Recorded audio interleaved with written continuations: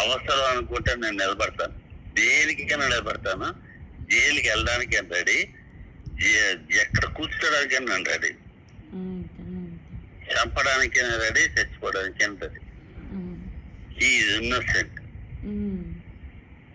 Raj is innocent. Raj సంగతి నాకు చిన్నప్పటి నుంచి తెలుసు. అభినవ వివేకానంద అంట. ఈజ్ బ్రేవ్, అన్నీ ఉన్నాయి. కానీ వాడు వాళ్ళ ఉన్న వీక్నెస్ ఏంటంటే కెరీర్.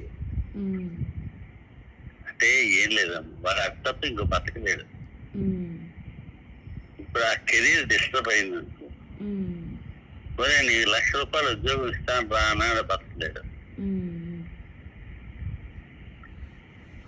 ఆ సర్వైవల్ కోసం వాడు ఏమైనా నీకు తేడాగా మాట్లాడితే మాట్లాడచ్చు. ఒకటి అడిగానా, ఇచ్చినందుకు ఒక్క లావణ్య ఎవరిది,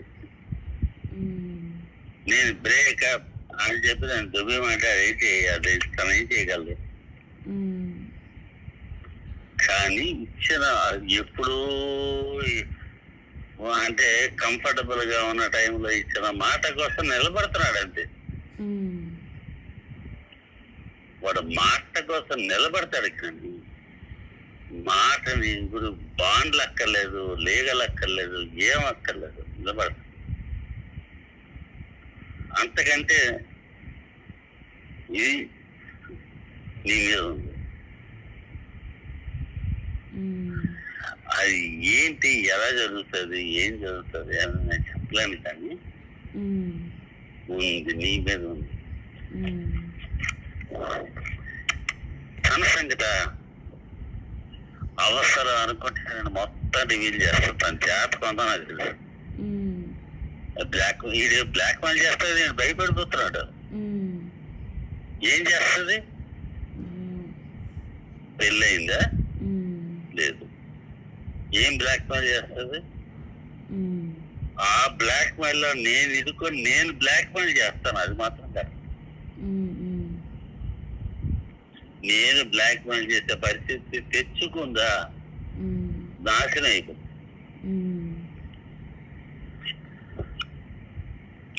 నాకు తెలుసు తన యాటిట్యూడ్, తన బిహేవియర్ తెలుసు, తన యాక్టివిటీస్ తెలుసు, అన్నీ తెలుసు.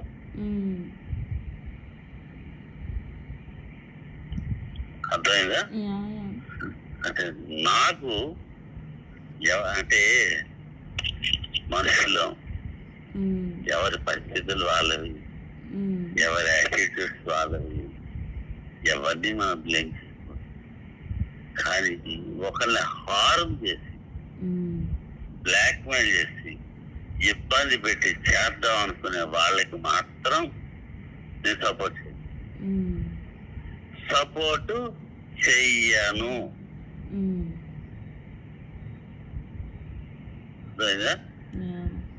అర్థం చేసుకుంటే నేను సపోర్ట్ చేస్తాను.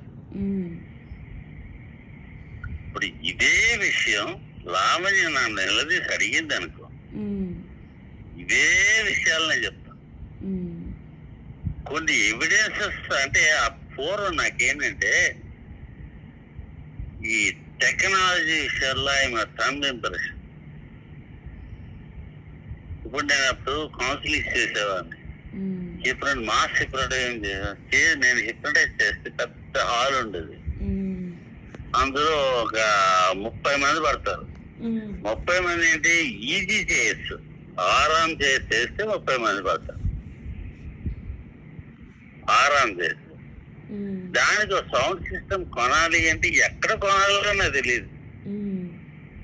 నాకు సబ్జెక్ట్ ఉంది, చెయ్యగలను, రిలీఫ్ క్రియేట్ చేయగలను, నమ్మకం క్రియేట్ చేయగలను, అన్నీ ఉన్నాయి. కానీ నాకు టెక్నాలజీ తెలియదు. అలాంటప్పుడు సెల్ టెక్నాలజీ కూడా నాకు తెలియదు. రికార్డింగ్, ఆ రికార్డింగ్ చేసేందుకు వినిపించవచ్చు, నాకేం తెలియదు. ఆ టైంలో తను మమ్మల్ని హెరాస్ చేసింది, భయంకరంగా హెరాస్ చేసింది. నేను నొక్కి ఉంచుతాను, కానీ ఆంటీ కానీ కలిపితే మొత్తం బయటపడతాడు. తనకు తెలుసు. తన మాటలు మానేసి నా మాటలు రికార్డు చేసి వాడు గెలిపించవచ్చు, ఏదైనా జరగచ్చు. ఏదో కమ్యూనికేషన్ కాదు, చిల్డ్రన్ పేరెంట్స్ వస్తాయి. ఇప్పుడు అది తెలిసింది. ఇప్పుడు నేను టెక్నాలజీ